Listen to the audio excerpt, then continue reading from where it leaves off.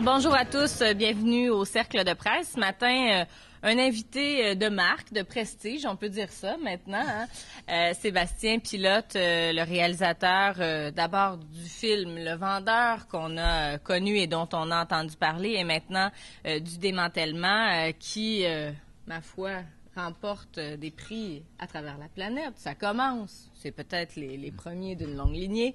Il revient tout juste donc d'une tournée en Europe.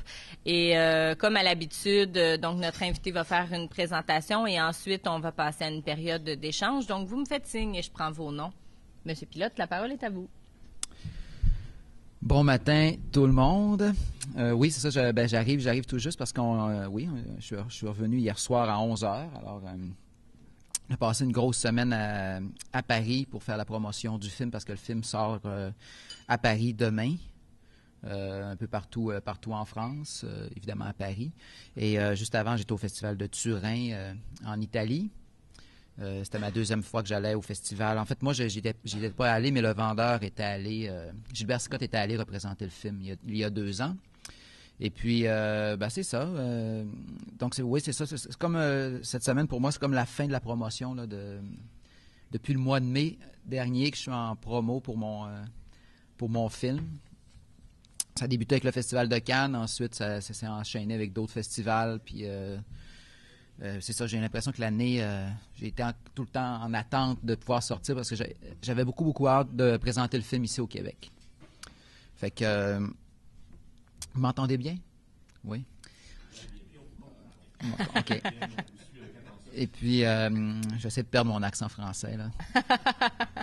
Ça prend quelques heures, habituellement. Ouais.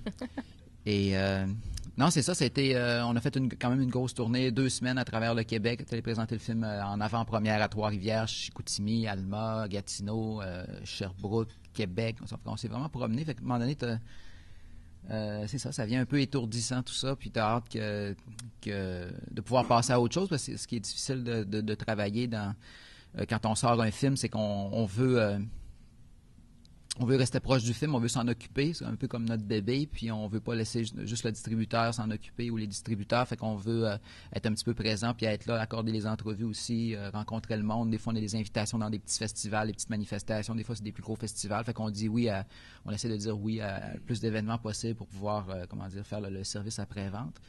Puis, malheureusement, ce que ça crée, c'est que pendant 1 an, on a la difficulté à travailler sur nos nouveaux projets, fait que, à un moment donné, il faut que c'est ça, couper le cordon puis passer à autre chose. Là, je suis pas mal rendu là en ce moment. Monsieur Tremblay, je vais vous ramener à l'ordre. C'est les jeunes avec leur iPhone. Les jeunes avec leur iPhone. Donc, oui, c'est très prenant de faire la tournée de promotion comme ça. Oui, c'est prenant, mais en même temps, c'est intéressant parce que ça nous permet de rencontrer. Ce qui est le fun, c'est que ça nous permet de rencontrer beaucoup de monde.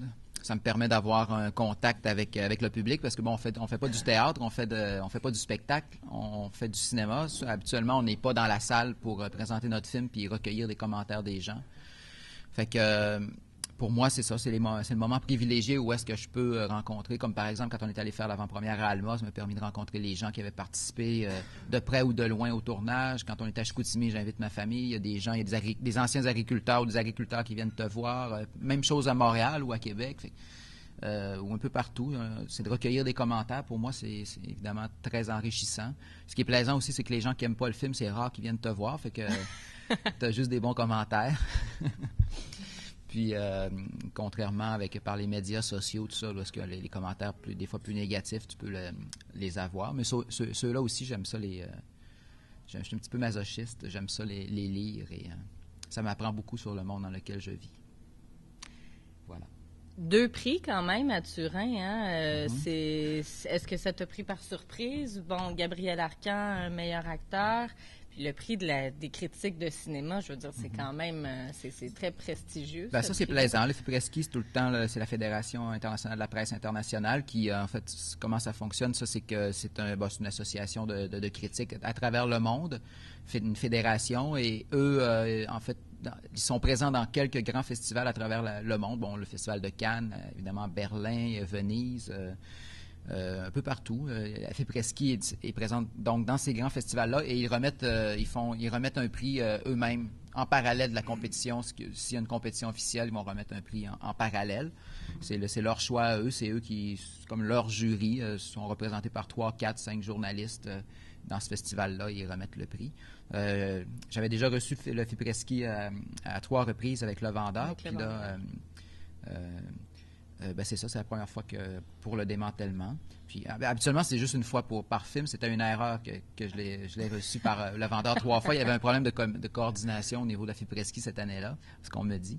Et j'ai pu le gagner 3 fois pour ces raisons-là. Normalement, dans les règles, c'est que tu le gagnes seulement une fois. Ouais. C'est ça, plusieurs pseudonymes. Et non, c'est ça, c'est plaisant, puis je suis content pour Gabriel aussi. C'était quand même un jury prestigieux qui ont remis le prix. C'est le scénariste de Inaritu, le scénariste qui a fait 21 grammes, qui a fait Amour Chienne et l'autre film, en tout cas, de Inaritu, là, je me souviens plus. Puis le Festival de Turin est un super beau festival qui n'est pas un très, très grand festival. C'est un festival vraiment national. C'est un festival qui est supporté par le musée là-bas, la Cinémathèque, en fait, le musée du cinéma de Turin. Parce que Turin, c'est une ville qui a une grande, grande histoire avec le cinéma. C'est ça, c'est un festival qui a été dirigé longtemps par le cinéaste Nanni Moretti.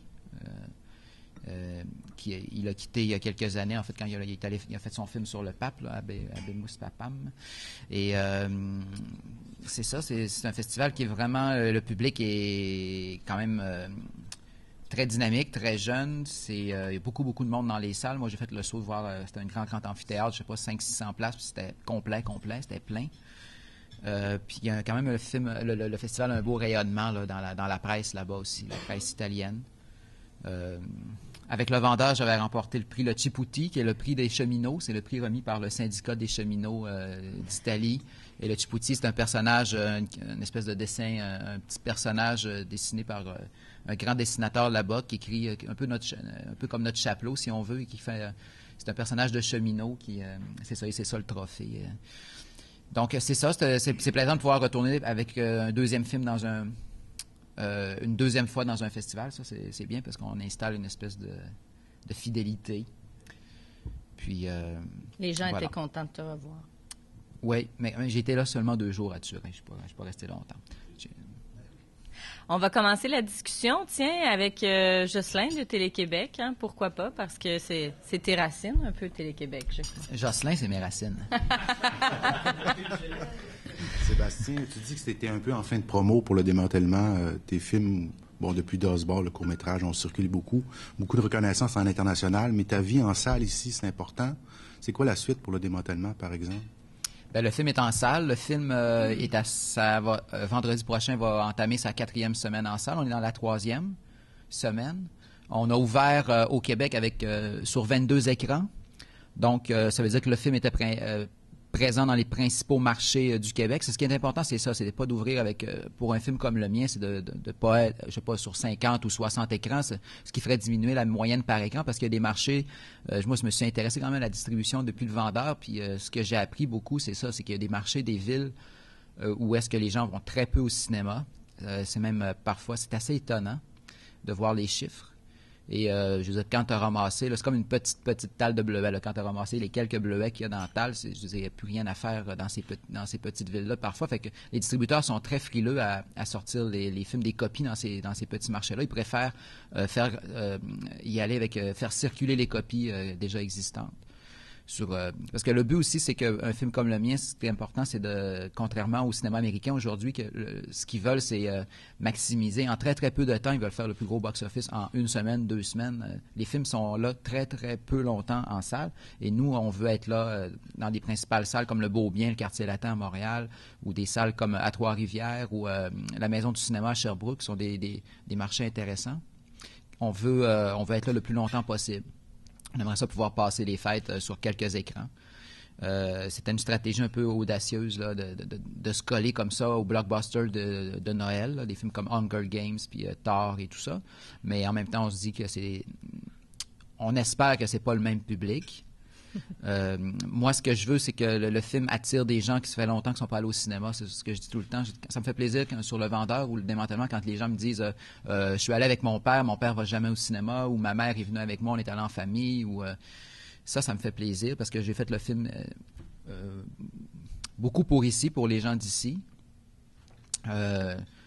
C'est ça, parce que c'est un film c'est un film aussi que j'ai fait pour la salle de cinéma. On a tourné en 35 mm. J'espère que les gens vont le voir sur grand écran. Ils n'attendront pas de le voir en DVD ou parce que les à la paysages télé. valent la peine. Tout le cinéma, c'est pas juste dans les paysages, c'est pas juste le cinéma avec des paysages qui est fait pour être vu sur grand écran. En fait, c'est tout le cinéma où est-ce que c'est quand c'est cinématographique, on espère que ce soit vu sur grand écran. C'est une expérience qui est différente.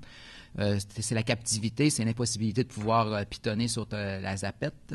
C'est aussi la communication des autres spectateurs. Un film qui est parfois un humour qui est plus subtil, tout ça. Là, je veux dire, les rires, vous savez, c'est communicatif. C'est comme quelqu'un qui tousse dans une église. Là, tout le monde se met à tousser en même temps. C'est un peu ça, mais aussi le phénomène dans une salle noire. Le cinéma, pour moi, c'est un événement, c'est un phénomène, c'est quelque chose de collectif. C'est un événement. C'est comme une grande soirée événementielle à la télévision qu'on avait autrefois, qu'on a de moins en moins avec les canaux spécialisés.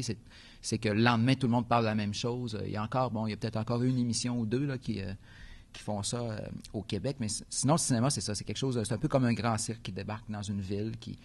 Ça m'a fait du bien d'être à Paris et de voir ces grandes salles-là, pas les grandes salles, mais toutes les salles de quartier, encore tous ces cinémas-là de quartier, le cinéma d'auteur.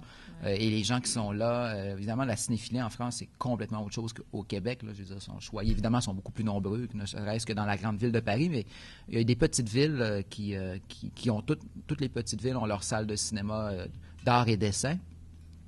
Et ils ne présentent pas les blockbusters. Ici, on n'a pas le choix de cohabiter avec souvent dans les multiplexes, avec les films américains, mais ce que j'aime dire, c'est ça, c'est un peu pour moi, aller voir un film d'auteur dans un multiplex, des fois, c'est un peu comme d'essayer d'aller lire un roman dans une montagne russe. Là, c'est pas nécessairement la place la plus confortable pour être concentré, puis je sais pas, le décorum, tout ça. Moi, mes parents disaient, on va au théâtre. Au cinéma, c'était aller au théâtre. Il y avait quelque chose c'était une sortie noble. Tu pouvais inviter, tu avais une nouvelle connaissance dans ta vie, une nouvelle blonde, tu pouvais l'inviter comme une première rencontre. C'était pas gênant de l'amener au cinéma. Aujourd'hui, ça fait un peu... cliché? Non? Je sais pas, je sais pas. Moi, je pense... Évidemment, les nouveaux cinémas, c'est beaucoup pour le cinéma de divertissement que je suis pas contre. Hein. Souvent, comme quand je suis dans l'avion, je regarde beaucoup de films de super-héros, tout ça. Puis, je veux dire, c'est complètement d'autres choses. C'est comparer des pommes et des bananes. C'est comme boire une bière industrielle comparée avec une bière artisanale. Pour moi, c'est ça. Ce que j'espère, c'est qu'un jour, au Québec, qu'on puisse réussir à vendre le cinéma de la même manière qu'on a réussi à vendre, par exemple, les arts culinaires, avec toutes les émissions de cuisine, les livres de cuisine. Ça, en ce moment, c'est les livres qui se vendent le plus. Mais aussi, comme de la même manière qu'on a vendu le vin aux Québécois. Il y a 30 ans, les Québécois ne buvaient pas de vin. Là, c'est rendu que tu vas dans une fête de famille, puis là, tu as le cousin, tout ça, qui disait hey, ça, je t'ai amené un Shiraz, ou là, déjà le vocabulaire s'est développé, tout ça. Il y a un vocabulaire à développer aussi quand on parle de cinéma. Il y a une histoire, il y a une géographie. C'est ça, la cinéphilie, ça se développe. C'est pas juste en regardant des films à super écran ou à la télé qu'on développe sa cinéphilie. C'est tout le cinéma international. Puis, ce que j'allais dire, c'est que ça m'a fait du bien d'aller comme à Paris, dans la grande capitale, je dirais, de la cinéphilie mondiale, pour voir mes affiches de films partout dans le métro, puis devant les grands cinémas mythiques, tout ça. Fait que ça doit donner un petit frisson, hein, la première fois qu'on est dans le métro et qu'on voit une grosse affiche du démantèlement. Là. La première fois que je l'ai vu, c'est quelqu'un qui m'avait envoyé la photo. Je ne l'ai pas vue vraie, mais quand tu la vois, quand tu passes, puis tu vois l'affiche, tout le monde te dit « Hey, il y a des affiches partout. Fait que ça, c'est plaisant. C'est comique. Moi, ça me fait sourire. Marc Saint-Hilaire, suivi de Bertrand Tremblay. Bonjour, M. Pilote. Sébastien, tu me permets. Je ne sais pas si tu t'es exprimé, si tu as commenté la sortie de ton confrère Jimmy, qui a parlé de la distribution des films. Je pense que tu en as pris connaissance. Est-ce que tu t'étais prononcé déjà? J'ai pas vu... J'ai pas pris connaissance du rapport définitif et le rapport complet, entre autres, parce qu'il commentait ça, il commentait évidemment sa situation personnelle. Oui, c'est ça, exact. Est-ce que, j'aimerais savoir un peu ton opinion par rapport à tout ce dossier-là, sans nécessairement critiquer ce que lui a dit ou te rattacher à ça. En fait, ce qu'il faut savoir, c'est que je pense qu'il y a du vrai, il y a du faux, il y a du personnel, il y a du général dans qu'est-ce qu'il a dit. C'est intéressant de l'entendre. Évidemment, Jimmy fait des films. Je connais bien Jimmy. Il fait un cinéma autofinancé. Il va s'autofinancer pour faire son cinéma. C'est une manière comme une autre de faire le cinéma, mais malheureusement, c'est pas la seule manière. En fait, le problème, c'est qu'à un moment donné, quand tu veux aller chercher quelqu'un, un bonhomme qui a 40 ou 45 ans ou 50 ans ou qui a 20 ans d'expérience, il faut payer les gens. Tu sais, moi, tu peux faire un film gratuitement une fois ou deux quand tu es plus jeune. Je l'ai fait avec des plus petits projets. Mais à un moment donné, c'est normal que le cinéma est institutionnel ici au Québec parce que ça fait travailler des gens. Ça fait travailler des menuisiers ou sur les plateaux de tournage qui sont spécialisés en cinéma, des électromachinaux, des machinistes, des électriciens, des coiffeurs, des maquilleurs, une panoplie de corps de métier. Ces gens-là gagnent leur vie et ils doivent le gagner aussi. C'est normal qu'il y ait des salaires décents et qu'il y ait des conditions de travail aussi, qu'à un moment donné, après 8 heures de travail, ils ont le droit d'aller retourner voir leurs enfants parce que c'est ça, des heures, faire des heures de fou. Tu peux en faire des fois sur des projets avec quand tu as le cœur à l'ouvrage puis tu as le goût de t'embarquer dans un projet, des fois, tu peux te dire, OK, on va travailler jour et nuit pendant une semaine pour faire un petit film, mais à un moment donné, quand c'est sur 2 mois, 3 mois, puis quand tu fais des films à l'année, tu peux plus supporter ça. Fait que pour moi, c'est ça. C'est important qu'à un moment donné aussi, on prenne le temps de réussir à faire un montage financier et de financer un film adéquatement. Le problème ici au Québec, c'est que les salaires ont évidemment augmenté. C'est tous des métiers qui sont syndiqués au niveau des techniciens, au niveau des acteurs. Et c'est très coûteux de faire un film avec 25 jours, 30 jours de tournage, qui sont la moyenne de nombre de jours de tournage au Québec. C'est très coûteux. Ça veut dire qu'un film en bas de 2,5, 3 millions, ça devient un film un peu fauché et fait avec des bouts de chandelle. Et pourtant, c'est quand même des budgets importants, mais quand on les compare avec des budgets d'autres pays, c'est des peanuts. Et évidemment, on arrive à faire des miracles quand même avec ces peanuts-là, c'est ce qui est bien. Il commentait évidemment la situation aussi dans les salles de cinéma. Ça, je ne peux pas commenter parce que, je veux dire, c'est des oui-dire, tout ça, je n'oserais pas commenter ça. Évidemment, on est dans un marché. Ce qu'il faut savoir, comment ça fonctionne, c'est que moi, quand je fais mon film, je suis payé comme réalisateur, je suis payé comme un salarié réalisateur. Et et ça, c'est important, j'aime ça en parler parce que souvent, les gens me disent « Hey, je vais aller acheter ton DVD, ça va te donner de l'argent. » Non, ça ne marche pas comme ça. Mon film a beau faire 2 millions au box-office ou 3 millions, moi, je ne fais pas d'argent avec ça. C'est un monde c'est les exploitants qui vont faire de l'argent. Les premiers qui font de l'argent en salle, au cinéma, c'est les exploitants de salles, c'est les propriétaires de salles. Ils récoltent 50% du bénéfice sur un prix de billet. L'autre 50% est récupéré par le distributeur, qui sont, entre autres, surtout E1, les films CV ou Alliance, là, ils ont tous fusionné. Donc, c'est ça, il y a comme une espèce de, pratiquement, pas un monopole, parce qu'il y a quand même des petits joueurs. Il y a encore Métropole Film, K-Film Amérique, et il y a d'autres petits joueurs, mais c'est des petits joueurs qui sont fragilisés, évidemment, devant le géant qui est E1, qui est mon distributeur. Mais moi, je l'ai dit au grand boss de E1, j'ai dit la nature a horreur du vide, fait qu'on va voir. J'imagine qu'il va y avoir d'autres petits joueurs qui vont prendre du poil de la bête. On le souhaite. Mais en fait, c'est ça. Ce qui est important, c'est que j'imagine, c'est que ces petits joueurs-là soient appuyés pendant une période qui est plus critique.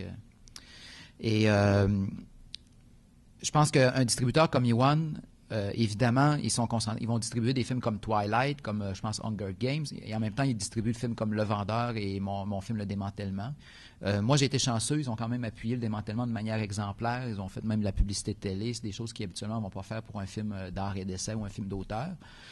Et ils ont vraiment appuyé le film et on sentait qu'ils voulaient vraiment que le film fonctionne bien. C'est ça. Évidemment, pour des plus petits films, ou est-ce que des films qui ont les reins moins solides ou des films qui sont destinés à un public plus restreint, ces films-là vont sortir, malheureusement, le problème, c'est que ces films-là vont sortir dans 1 ou 2 salles, 3 salles à Montréal, 1 salle à Québec, peut-être la Maison du cinéma à Sherbrooke, et sinon, après ça, c'est les réseaux parallèles, c'est les ciné-clubs. Et c'est un peu ça qui, je veux dire, ça nous prendrait plus des cinémas de quartier qui sont disparus, qu'on a souvent détruits pour faire des stationnements. Ou c'est ces cinémas-là qui nous manquent aujourd'hui cruellement par rapport à des pays comme quand on joue en Italie ou en France. C'est ces petits cinémas-là qui étaient des salles, des petits cinémas de 2, 3 salles ou des fois juste une salle qui présentent des films et qui peuvent se permettre de garder le film longtemps parce qu'ils n'ont pas les blockbusters qui poussent dans le derrière. que ça répond à ta question? Je me souviens plus exactement de tout ce que Jimmy disait. Évidemment, c'est sa situation personnelle. Et moi, je trouve ça fantastique qu'il arrive que Jimmy fasse des films de la manière qu'il les fait. Moi, j'ai fait des projets. En fait, j'ai développé un festival de films de cette manière-là. On a fait un festival de films avec 500$ au début, après ça, 5000$. On y a cru, on a porté ça à bout de bras. Mais à un moment donné, quand je suis arrivé, je ne sais pas à quel âge, mais je ne pouvais plus me permettre de gagner 8000$ par année. Je voulais avoir des enfants. Et aujourd'hui, c'est ça, on fait des choix. Des fois, c'est plaisant d'embarquer dans des projets quand c'est des projets plus courts. Moi, je pense que l'autofinancement, entre autres, des trucs comme ça, c'est bien adapté à faire, par exemple, du court-métrage, à faire des projets qui demandent peu de temps. Mais c'est difficile de mobiliser une équipe de 40 personnes sur une période de 4 mois. Tu ne peux pas demander à ces gens-là d'être 4 mois non salariés ou être payés seulement si le film fait du profit. Parce que c'est très difficile. Ce qu'il faut dire... Et ce qui est important de dire par rapport à toute la crise du cinéma, on m'en a parlé en France. Et cette question-là, on était à l'émission de France Culture, une émission on a parlé de la crise du cinéma. Et tout ce battage-là publicitaire autour de ça, c'est très néfaste parce que ça sert personne. Et ça a été un peu lancé par M. Goudzo, un propriétaire de salle. Mais les propriétaires de salles, en fait, c'est les seuls qui investissent zéro dans le cinéma québécois. Et c'est eux qui ramassent 50% du profit. Donc, pour eux, ce qui est avantageux, et c'est pas une mauvaise affaire, moi, je souhaite que les propriétaires de salles fassent de l'argent parce qu'on a besoin des salles.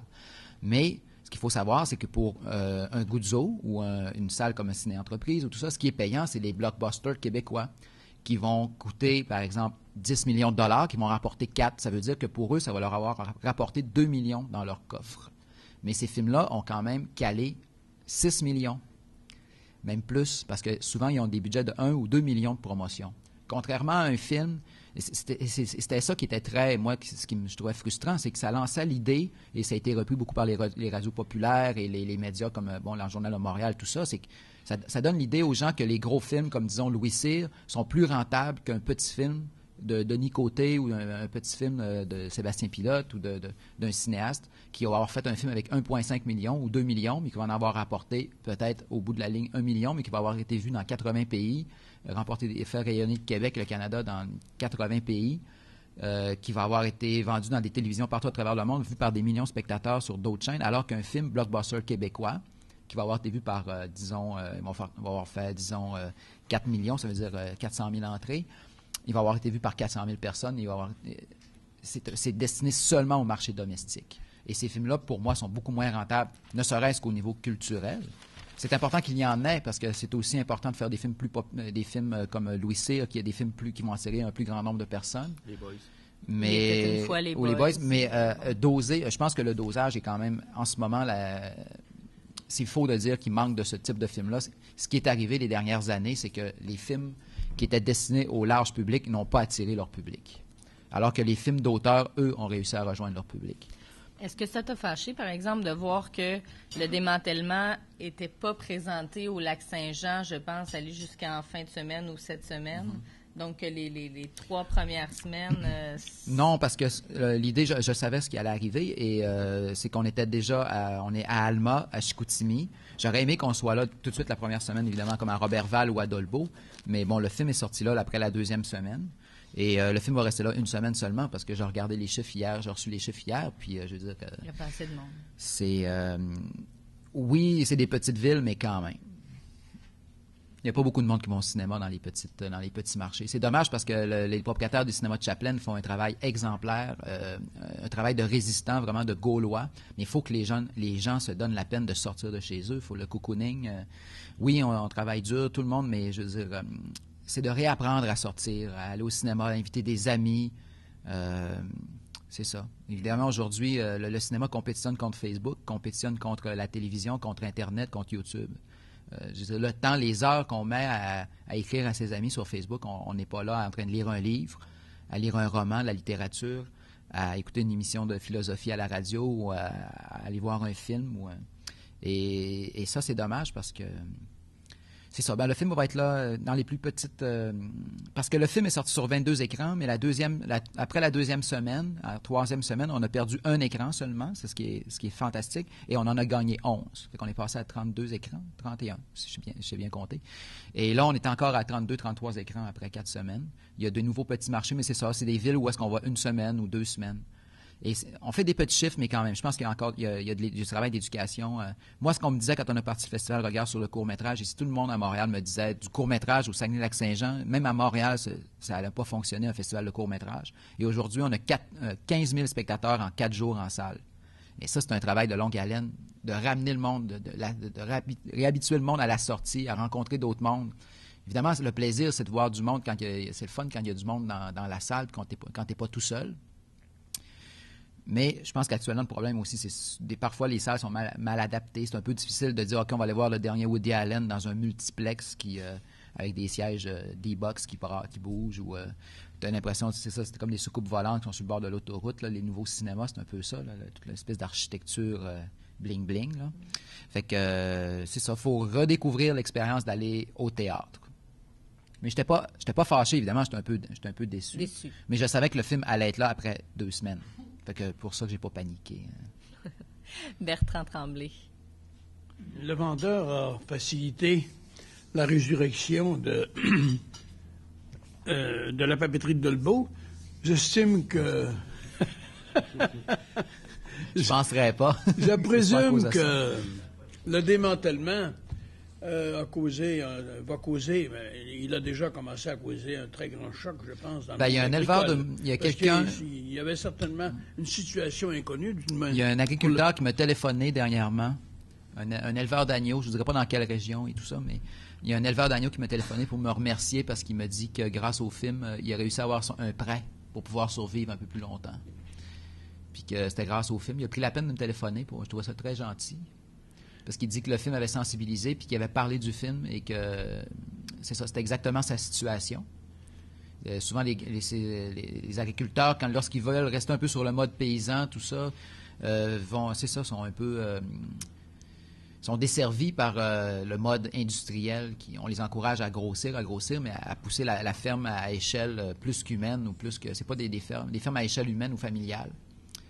Et... c'est ça. Mais en même temps, j'ai pas voulu... C'était pas un film à thèse, c'était pas un film pour défendre cette situation-là ou la cause. Pour moi, c'était vraiment... Ce que je voulais faire, c'était parler une histoire d'amour, une histoire de sacrifice. Oui, mais... Évidemment, même en France, comme actuellement, il y avait des articles dans le Nouvel Observateur où il y a eu beaucoup de papiers là-dessus par rapport à mon film. C'est ça, c'est vraiment une situation... Pour eux, c'est exactement leur situation aussi. Le milieu paysan qui est en train d'étouffer, de disparaître, de s'éteindre. Et on sait bien que la France, c'est le monde paysan. C'est un pays c'est le monde paysan. Puis, et j'en parlais avec le grand cinéaste Raymond Depardon qui a travaillé, qui a fait des films là-dessus, puis une série de photos. Mais lui, il dit qu'ils ont la moyenne montagne. C'est des villes, des petits lieux où est-ce que les paysans réussissent à résister parce qu'ils sont tellement situés loin ou creux ou c'est tellement difficile d'accès qu'ils peuvent continuer à rester en fait comme cloisonnés là, loin du monde moderne. Et c'est ça. Mais c'est une situation qui, moi, oui, me touche parce qu'il me semble que le territoire doit appartenir aux gens, pas à des compagnies à numéro ou à des banques, pas à des compagnies multinationales étrangères.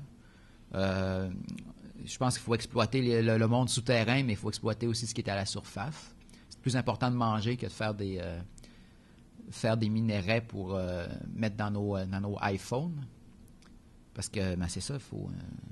en tout cas, je suis vraiment pas un environnementaliste actif, tout ça, puis un écologiste et tout, mais en fait, j'ai une grande conscience par rapport à ça, mais je veux dire, je suis pas un militant, mais moi, je pense que c'est une situation on doit se réveiller, puis revenir à l'essentiel, c'est-à-dire revenir à petite échelle, revenir à l'achat local, revenir à des produits qui sont, c'est des produits de luxe.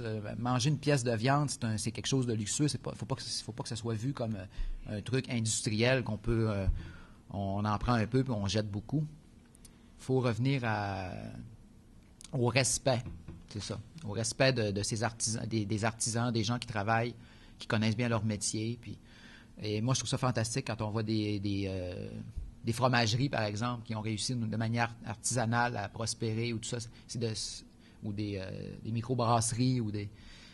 Ça ne peut pas être évident, ce monde-là, mais je veux dire, c'est vers ça, je pense qu'il faut se concentrer, puis pas juste dans le domaine La du situation ne sera pas facilitée avec l'accord du libre-échange avec l'Europe. Non, mais ça, bon, ils ont préféré ouais, le bœuf de l'Alberta. Ils sacrifient le fromage, ouais. Ils sacrifient l'industrie laitière pour le bœuf, le bœuf de l'Ouest. Le pouvoir n'est pas au Québec, hein, c'est au Canada qu'on est dirigé par du monde qui est en Alberta. Qu'est-ce que vous voulez? Un peu plus tôt cette année, Sébastien, tu as fait un discours qui a marqué plusieurs personnes. Soirée de financement pour le Conseil des arts et de la culture. Grand plaidoyer, justement, pour la culture. Tu le vois encore ce matin, il y a des gens qui sont là pour t'écouter, mais parler de culture, c'est pas toujours sexy au Québec, justement. Ça, est-ce que c'est quelque chose, ça fait partie de tes grands combats, des choses que tu veux... faire avancer, pour revenir de redonner cette place-là, parce que tu parles de l'Europe. En Europe, je veux dire, la culture, c'est grandiose, ça fait partie de la vie des gens, des petits gens comme des gens plus fortunés, mais est-ce que ça, c'est quelque chose qui te touche particulièrement? Je dis tout le temps un peu à la blague, c'est ça, en France, tu peux causer une fille en parlant de cinéma, en montrant ton niveau de cinéphilie, ou ici, c'est mal vu, tu as l'air d'un snob... d'un intellectuel décalé. Pourtant, c'est ça, c'est très bien vu. C'est comme de savoir parler de vin en France. Savoir parler de dire tu as vu le dernier Uxaoxian ou le film de Jason Ke ou des cinéastes asiatiques comme ça que personne ne connaît ici. Ou de dire j'ai vu le cinéma de Bellator ou d'inviter des amis. Les jeunes, c'est ça. Il y a quelque chose, c'est différent. Puis évidemment, moi, je trouve ça un peu... mais c'est une question de... Mais il faut réussir à vendre ce discours-là ou de cet apprentissage-là.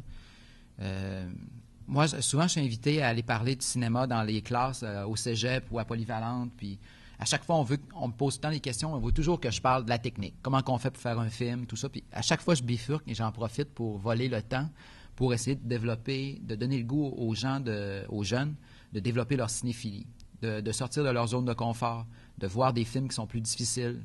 Au début, ils sont plus difficiles, mais c'est comme faire de l'exercice ou de l'elliptique ou de faire de la course ou du vélo. Au début, tu as de la misère à faire 1 kilomètre ou 10 kilomètres, puis après, à un moment donné, ça devient facile. Tu étires ton élastique de plus en plus. Puis pour moi, c'est pareil pour la lecture ou la culture. Puis c'est pas juste le cinéma. Pour s'intéresser au cinéma, il faut s'intéresser aussi à l'histoire, il faut s'intéresser à la philosophie, il faut s'intéresser à la littérature, il faut s'intéresser à l'histoire de l'humanité, dans le fait, des différentes civilisations dans lesquelles qui nous ont précédés. Et ce que je trouve parfois étonnant ici, c'est qu'on vit dans un monde complètement isolé de tout ce qui nous a précédés. On est devenus des consommateurs, on n'est plus des citoyens, on est juste des consommateurs, des individus consommateurs. Puis, il n'y a rien de mal. Moi, j'ai rien contre le système capitaliste. Je suis capitaliste et plutôt conservateur même, mais pas de manière comme... à la manière à la Stephen Harper, mais non, je suis conservateur, je suis traditionnaliste, j'aime les traditions, je suis nostalgique du passé, je suis pour conservateur dans le bon terme, plutôt que tout le temps le nouveau, le renouveau. Moi, j'aime les sentiers battus, j'aime quand on retourne marcher dans les sentiers de nos pères, de nos grands-pères, j'aime les traditions, et je trouve on abandonne nos traditions, on rénove des vieux bâtiments patrimoniaux au goût du jour, avec de manière très, très médiocre pour remplacer ce qu'on avait dans nos villes. Je veux dire, Chicoutimi, toutes les villes du Saguenay-Lac-Saint-Jean étaient des villes grandioses, fantastiques. Chicoutimi, c'était une des villes qui avait la plus grande concentration d'art déco en Amérique du Nord. Tout ça, ça a complètement disparu. Si on avait su préserver ça, nos villes seraient terriblement attirantes. Pour les touristes, pour tout le monde. Quand on regarde les boutiques qu'il y avait même juste dans les sous-sols de la rue Racine, quand on regarde les grands magasins de Jonquière, de Dolbeau-Mistassini, comment les anglophones, les compagnies étaient des bons citoyens corporatifs, construisaient des parcs, des trucs, c'était fascinant. On a su détruire ça d'une manière incroyable. Puis ça, c'est même affaire que... Et je pense qu'il faut s'ouvrir les yeux. Mais je pense qu'on est loin d'arriver là parce qu'encore aujourd'hui, je veux dire, présentement, on est en train de... J'entends des coups de marteau. Là. On est en train de défaire du patrimoine pour faire du goût du jour. Puis, on est en train de démolir sur la rue Racine des édifices qui auraient pu être retapés. Et, C'est ça. Mais on n'a pas ce souci-là. C'est fascinant. Quand tu regardes, même dans les villes aux États-Unis, ils ont su préserver le côté, toutes les petites villes, les boom-towns industriels. Ils ont gardé les vieux cachets, tout ça. Ça paye aujourd'hui. Mais là, aujourd'hui, c'est ça. Après ça, moi, je pense que notre région est très attirante, puis c'est fantastique, mais elle est attirante pour les gens, peut-être, mais beaucoup pour la nature, mais pas pour où est-ce qu'il y a des traces de l'humain. C'est un peu méchant ce que je dis, là, mais en tout cas. Ça... Oui, alors, Sébastien, j'aimerais savoir, là, on parle tu disais tout à l'heure, on a terminé la promotion du film. On est rendu que le bébé, le cordon est coupé, puis il vole de ses propres ailes. Qu'est-ce qui se passe avec toi au lendemain de cette coupure-là? Qu'est-ce que tu fais dans les mois qui suivent? Qu'est-ce qui t'amène tranquillement vers une autre réalisation, un autre projet, puis un autre lancement, par exemple? Bon, qu'est-ce qui se passe entre les deux? Je pense que l'année prochaine va être consacrée à plusieurs projets. J'ai plusieurs propositions j'ai plusieurs projets à développer, à écrire. Tout de suite, là, même en décembre, je vais devoir essayer de commencer à travailler là-dessus parce que j'ai vraiment pas été capable de travailler sur autre chose cette année. Ça n'a pas bien été à ce niveau-là. J'ai pris un peu de retard. Mais pour moi, c'est ça. Ça m'a permis quand même pendant l'année, ça m'a permis de rencontrer des gens, des coproducteurs potentiels aussi, comme en France ou rencontrer mes distributeurs en France, entre autres. Mais non, c'est ça. Toute l'année prochaine, je pense que je vais développer plusieurs projets. Mais j'ai des beaux projets beaucoup plus ambitieux, entre autres un projet très ambitieux et des projets pas moins ambitieux, mais je dirais plus pointus, revenir vers des trucs plus personnels. Disons. Je ne veux pas en parler. Mais par rapport au projet plus ambitieux, est-ce que tu peux quand même donner quelques pistes? Ce serait quoi le... le projet plus ambitieux, c'est un film historique qui se passe dans la région du Lac-Saint-Jean. OK, donc un autre long-métrage. Oui. Dans le courant de l'année prochaine. Ouais, sans doute. J'aimerais que ce soit une coproduction avec les Français. C'est ça. C'est un truc que les gens connaissent. Mais je ne veux pas en parler. L'histoire de... Je ne sais plus. On s'essaie. C'est tout pour vous, M. Saint-Hilaire? Oui, c'était la question. Mais le travail de développement de cinéaste, quand on est entre plusieurs projets comme ça, c'est évidemment... j'ai plusieurs invitations encore à accompagner le film. Il y a d'autres festivals après les fêtes. Je vais peut-être en faire un ou deux. J'imagine qu'il y a une vie de famille aussi à travers tout ça. Là. Oui. Il y a un renouement avec la famille. Essentiellement, c'est ça, oui. Mais le travail à la maison, c'est beaucoup, c'est aussi de la documentation, c'est d'essayer de s'inspirer, c'est d'écouter de la musique, voir d'autres films, de lire. C'est des choses qu'on abandonne un peu quand on est dans notre travail parce qu'on a de la misère à voir les choses des autres quand on est dans son propre monde. On a de la misère à voir d'autres films, entre autres. Moi, j'ai la chance de voir beaucoup d'autres films. Souvent, c'est quand je suis dans les autres festivals. C'est drôle parce que je vois des films québécois à l'étranger. Les dernières années, j'ai vu plus de films québécois comme, je sais pas, à Los Angeles ou en République tchèque. J'en ai vu au Québec, en salle. Gilbert, suivi de Jean Vauthier. Monsieur Pilote, comment on fait pour pénétrer le marché européen, particulièrement le marché français, quand on sait qu'il y a des centaines d'éditeurs au Québec et qu'il y en a probablement, on en a peut-être même pas assez pour remplir les doigts d'une seule main parmi eux qui réussissent à percer ce marché-là. Quand on sait aussi que le Québec, le Canada et même l'Amérique du Nord, très, très, très souvent, est carrément absent de tous les grands bulletins d'information en Europe. Par expérience, j'ai vu, etc. C'était la campagne électorale au Canada et pendant 5 semaines que j'ai été là-bas et je n'ai absolument rien vu de la campagne électorale. De temps à autre, on parlait, une fois par semaine peut-être, des fois même pas, on parlait des États-Unis, un petit peu de Boad. Les dernières semaines, ils ont parlé de Rob Ford quand même. C'est ça. Le maire de Toronto. Ça parle très, très peu de l'Amérique du Nord là-bas. On n'existe presque pas, finalement. Et comment on fait quand on est un petit gars du Saguenay-Lac-Saint-Jean, puis qu'on arrive avec son film, avec très peu de moyens, un film qui ne coûte pas des millions et des millions et qui n'est pas rempli de nouveautés technologiques, comment on fait pour réussir à percer là-bas? C'est ce genre de cinéma-là qui veulent, à l'étranger, que ce soit... le cinéma international actuel, que ce soit dans les grandes manifestations à travers le monde ou dans les cinémas d'art et d'essai, ce qui n'est pas le cinéma industriel américain. Quand je dis industriel, ça veut dire un cinéma qui est fait à la chaîne, basé sur des modèles, un peu toujours la même affaire. C'est très, très formaté, de plus en plus rapide et de plus en plus bruyant, tout ça. Mais c'est ce cinéma-là qui fonctionne à l'étranger, que justement que les Européens ont envie de... fait que... Pour moi, en fait, moi, c'est en allant au Festival de Cannes, évidemment, ça m'a beaucoup aidé. Avec Le Vendeur, a connu quand même... on fait beaucoup, beaucoup de festivals. Ça m'a fait connaître déjà. J'avais pas été présent dans les grandes manifestations qu'on dit les classes A. Berlin, Cannes, Venise sont les grands festivals européens. Locarno, ensuite. Et Carlo Vivari. Mais là, avec le démantèlement, j'avais l'impression d'avoir fait un film américain. On est sélectionné à la Semaine de la critique à Cannes. C'était une grande surprise. Je pensais plus faire le film. Je pensais que c'était un film plus pour ici.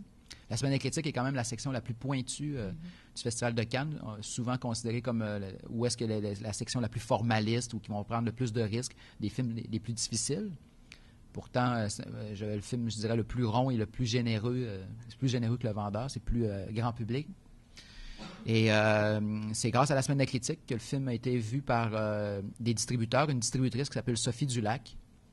Par rapport à la France, la sortie potentielle en France, c'est Sophie Dulac qui est un distributeur de grosseur moyenne qui a connu des grands succès, entre autres avec le film Hannah Arendt de Margaret von Trotta la dernière année, qui a fait, je pense, 1 million d'entrées en France pour un film sur une philosophe juive allemande que personne ne connaît ici.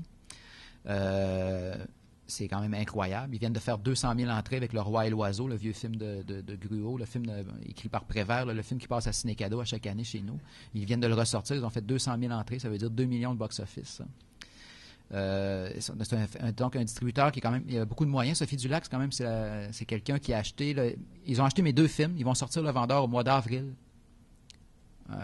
Donc, la chronologie n'est pas respectée. Ils vont sortir un coffret Sébastien Pilote après, c'est ça, au mois d'avril. Et en sortant le coffret, ils vont sortir Le Vendeur en salle, dans leur salle, parce qu'ils sont propriétaires d'une 20aine de salles aussi, ce qui aide. Et ils ont beaucoup... c'est vraiment un coup de cœur de leur côté. C'est le seul film qu'ils ont acheté à Cannes. Et ils avaient vraiment, vraiment envie de le défendre. Comme j'ai pu voir, de voir les grandes affiches dans le métro, devant tous les...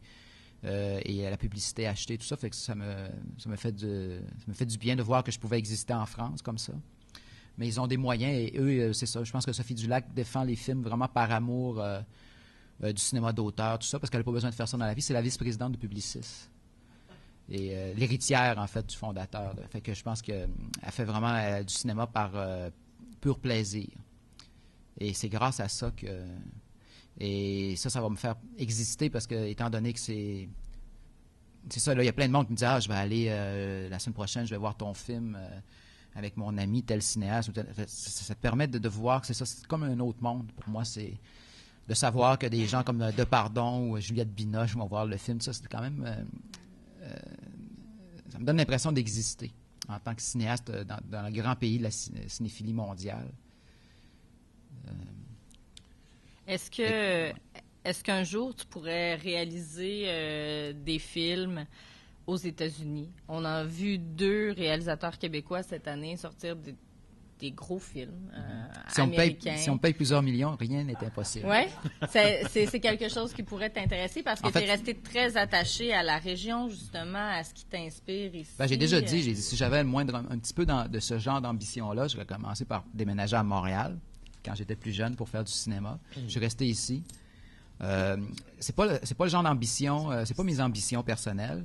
Évidemment, si j'avais des propositions, il y a des cas comme, par exemple, Denis Villeneuve, que je connais bien, puis son expérience, quand même, ça s'est super bien passé. Mais il y a beaucoup de cinéastes qui arrivent aux États-Unis, même des grands noms, qui débarquent, puis c'est catastrophique, qui sont complètement dépossédés de leurs moyens, de leur création, tout ça. Fait que d'aller travailler dans un système, je dirais, très industriel, le cinéma est vu comme de la marchandise, comme du bonbon, là.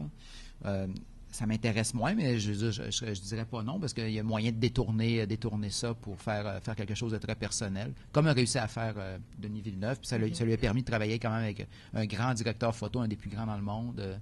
Ça lui a permis de travailler quand même avec des moyens, de se faire connaître aussi. Je dirais pas non, mais c'est pas mon ambition. Je travaillerai pas, j'ai pas d'agent aux États-Unis, des cinéastes qui prennent des agents aux États-Unis, tout ça. Puis moi, j'ai pas fait ça. Surtout comme en allant à Sundance, j'aurais pu avoir un agent aux États-Unis. Puis j'ai rencontré beaucoup de monde, mais souvent les Américains te font des beaux yeux, mais ça aboutit jamais aussi. Faut savoir se méfier. Donc là, le film là, historique qui s'en vient au lac Saint-Jean, là, c'est quoi donc? C'est toi entièrement, là. J'en parlerai quand on sera rendu là. Non, j'aime mieux pas trop parler. On s'essaie encore. Jean Vautier. Sébastien, tu mentionnais tout à l'heure qu'effectivement, tu avais l'impression d'être reconnu ou en Europe, tu avais l'impression d'exister. Tu as fait 3 films. Tous les 3 ont été tournés au Saguenay-Lac-Saint-Jean. Tu mentionnes depuis tantôt que lorsque tu te retrouves en Europe, tu te retrouves avec un milieu qui, effectivement, aime le cinéma, vit du cinéma. Et quand tu reviens ici, au Saguenay-Lac-Saint-Jean, et que tu penses à faire un 4e, un 5e, un 6e film, ça ne donne pas le goût de se dire, je vais m'imprégner de cette culture cinématographique que, malheureusement, on n'a pas beaucoup ici, parce que ça doit être quand même assez spécial de se retrouver dans une région où, comme tu l'as mentionné tantôt, les gens ne vont plus au théâtre comme on allait avant. Et quand tu arrives d'Europe, puis ton film est partout, les gens te parlent de cinéma, te parlent de... Ici, tu la retrouves pas. Tu trouves pas ça difficile? Je trouve ça difficile en tant que spectateur, parfois. Heureusement, on a les ciné-clubs qui font un travail exemplaire. De temps en temps, il y a des bons films qui passent aussi au cinéma commercial. De temps en temps, j'achète des films en Blu-ray ou en DVD. Je suis consommateur, j'aime beaucoup acheter des vieux films. Moi, je revois beaucoup le vieux cinéma, surtout. Mais pour voir les nouveautés, comme là, j'étais à Paris, j'en ai profité pour aller voir des affaires que je savais que je n'allais pas pouvoir voir ici. J'en profite dans les festivals. Heureusement, j'ai ça. Je voyage, fait que je peux en profiter dans les festivals. Je vois un paquet d'affaires avant tout le monde, ce qui est bien aussi. Mais ici, l'offre est très pauvre, mais aussi la demande est pauvre. Fait que, heureusement, des fois, il y a des cas d'exception où est-ce qu'il y a des gens qui... Moi, si j'habite encore au Saguenay-Lac-Saint-Jean, on m'a déjà demandé, moi, c'est parce qu'il y a quelqu'un qui fait du pain, que je trouve que son pain est le fun. Il y a les bouquinistes au centre-ville, mais je dépends juste de ça, de ces petites initiatives-là individuelles. C'est pas de manière générale ou globale. Moi, c'est... S'il n'y avait plus les bouquinistes ou s'il n'y avait plus mon boulanger qui fait du pain artisanal, là, je commencerais sérieusement. Heureusement, il y a ces gens-là. Heureusement, il y a les gens du festival Regard sur le court-métrage. Heureusement, il y a les gens de Zoom Photo qui font un événement exemplaire aussi au niveau de la rigueur, de la qualité artistique, qui n'est pas juste un festival pour vendre de la bière l'été. C'est des affaires comme ça. Moi, ça m'encourage à rester. Évidemment, je suis bien chez nous. Des livres, on peut en acheter n'importe où, puis après ça, on peut rester chez eux. Je suis bien chez moi. Moi, je suis content d'être ici parce que mes parents sont ici. Ils voient les enfants grandir. C'est ce genre d'affaires-là. Dans la même ligne de pensée, tu as créé le festival sur le court-métrage. C'est une réussite maintenant. Partie de zéro, maintenant 15 000 personnes.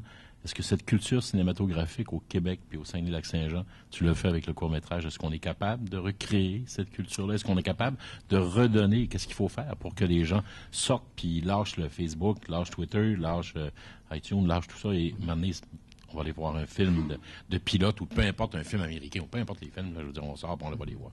C'est-tu possible? Ben oui, c'est possible. Mais c'est ça. C'est possible de la même manière que, je pense qu'il y a 35 ans, il y a 30 ans, on n'aurait jamais imaginé que les Québécois allaient être des grands consommateurs de vin. Ou quand même beaucoup de monde qui connaissent, je sais pas, les scotch, les vins, font de la cuisine, les livres de cuisine. C'est l'enfer. Fait que de cette manière-là, ça, c'est un peu comme l'espèce de modèle que je vois comme pour essayer d'encourager les gens à développer leur culture générale puis à être curieux par rapport, c'est ça, aux arts de la scène, à la musique, puis sortir justement de la zone de confort des trucs qui sont faits pour ne plaire que dans le moment où est-ce qu'on les consomme et qu'on les oublie dès que c'est consommé. Tu sais, le lendemain, c'est rare qu'on dit... c'est ça, il faut que ça soit... C'est parce que c'est enrichissant, puis on n'est jamais pauvre quand on a ça. Ouais. Mais je pense qu'il y a de l'éducation à faire. Les écoles le font malheureusement très peu, de moins en moins. On enlève ces cours-là qu'on dit inutiles, les cours de culture générale. Même les cours, tu sais, comme en ATM, tu sais, pour devenir journaliste, ils ont enlevé tous les trucs de culture générale ou de politique ou de trucs, tu sais, je veux dire, moi, je suis devenu cinéaste en lisant, j'ai étudié, on a fait un bac interdisciplinaire en arts, c'est en apprenant la théorie du cinéma, mais surtout, c'était pas juste la technique, la caméra, je l'ai appris sur le tas. Ce qui était intéressant, c'était d'apprendre l'histoire du théâtre, d'apprendre des cours de philosophie sur l'art ou d'apprendre de lire au cégep, j'ai étudié en lettres ou en sciences humaines. On devient bien plus cinéaste en travaillant dans une usine, par exemple, et en regardant les gens vivre que en allant étudier dans une école technique du métier, à moins de vouloir devenir technicien. Mais la question, c'est ça. Mais le festival, je ne l'ai pas créé tout seul. Il y avait Éric Bachand, oui, Robert. Éric Bachand, oui, bien puis, sûr. ça a été, c'est ça, c'est un travail de longue haleine, d'éducation. Puis, mais il faut que les parents... Moi, je montre des vieux films, je montre un paquet de cinéma différents à mes enfants depuis qu'ils sont tout jeunes. Puis aujourd'hui, ils ne veulent pas aller voir le nouveau Pixar au cinéma ou le Hunger Games. Ce qui les intéresse, c'est de regarder les mêmes films que nous, du cinéma pour adultes. Puis ma fille, elle a 10 ans, puis elle, voir Tree of Life de Terrence Malick, elle trouvait ça magnifique. Elle n'a pas dit un mot pendant 2h30. Puis je trouve ça incroyable. Je trouve ça encourageant. Mais puis tous les enfants sont... je ne vais pas faire ma fille, c'est pas un chien savant, là. N'importe quel enfant peut être curieux, puis d'arrêter de faire lire Le Petit Prince. Il y a aussi Sefoglia qui disait « Faites donc lire Candide de Voltaire à vos enfants ». C'est écrit de manière très simple. Mais aujourd'hui, les enfants, après une page, ils n'ont plus la concentration nécessaire. Les classes, c'est ça. Les gens sont habitués à pitonner puis à faire 3-4 affaires en même temps. Pour lire, pour voir un film, il faut ne faire que ça et apprendre à se concentrer sur une chose. Et moi, je trouve ça fascinant même mes films, quand je vois les commentaires des fois dans les blogs ou les trucs, les commentaires du grand public, c'est ça, les gens ont besoin de toujours de sel, de sucre, de gras, au niveau cinématographique. Puis exactement là, les moments où est-ce qu'il y a du cinéma, ils n'aiment pas ça. Ce qu'ils aiment, dans le fond, c'est pas le cinéma. Vous savez, quand on lit un livre, c'est pas tous les livres. Si tu prends le bottin de téléphone, il n'y a pas de littérature dans le bottin de téléphone. C'est pas tous les livres qui sont littéraires, c'est pas tous les films qui sont cinématographiques. Et je dirais la densité, l'essence même du cinéma, où est-ce que... le cinéma, c'est le travail sur la durée. C'est un art de la contemplation, de la durée. C'est pas juste de raconter une histoire. Il y a du cinéma qui n'est pas du tout narratif. Puis là où est-ce que justement il y a la durée, là où est-ce qu'il y a de la contemplation, c'est là que les gens souvent décrochent. C'est exactement là où le cinéma est. Et ça, je trouve ça fascinant. Puis ça, c'est notre formatage, c'est notre habitude à consommer de la télévision. On est formaté par la télé qui va toujours de plus en plus rapide, qui est souvent vide de sens et qui n'est pas un art de contemplation ou de durée.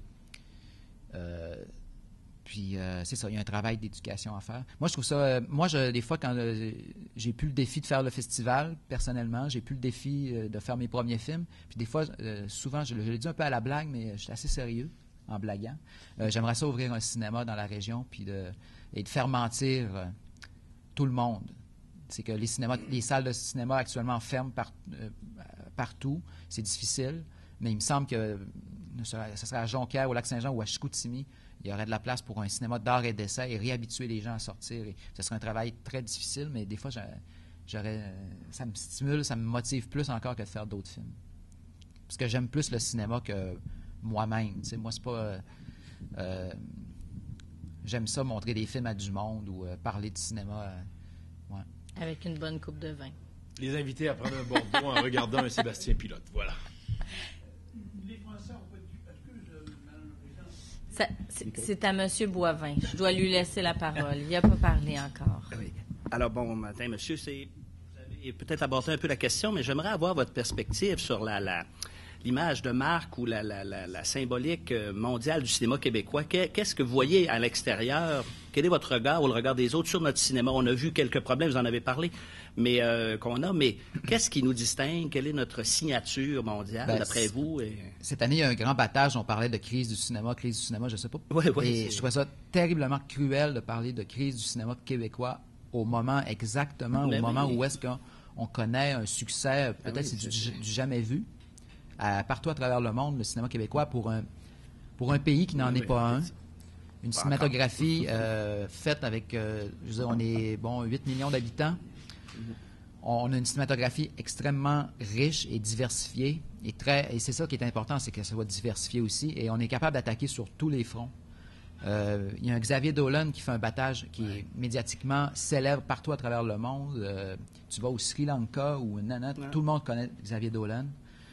C'est ici qu'il est le moins, je dirais, apprécié. Souvent, les gens ont plus de difficultés. Ils trouvent son cinéma est cérébral ou intellectuel. Pourtant, ce cinéma-là, je dirais, en France, c'est du cinéma léger. Il y a un Denis Côté qui fait un cinéma très, très pointu, qui attaque sur d'autres fronts, qui vient de remporter lourd d'argent à Berlin. C'est pas rien, là. On a été nominés 3 années consécutives aux Oscars. L'Allemagne est nominée une fois aux 10 ans aux Oscars. L'Allemagne, la plus grande économie d'Europe.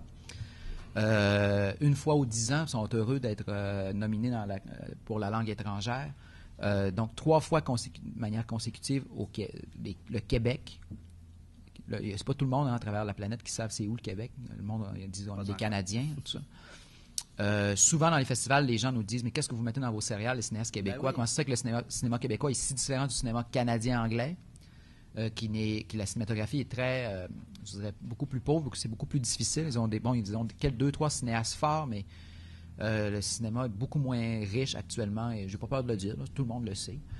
Même qu'il y a un phénomène d'amour-haine. Les Canadiens anglais, parfois, les journalistes, ils en ont un peu marre des Québécois parce qu'à chaque année, je veux dire...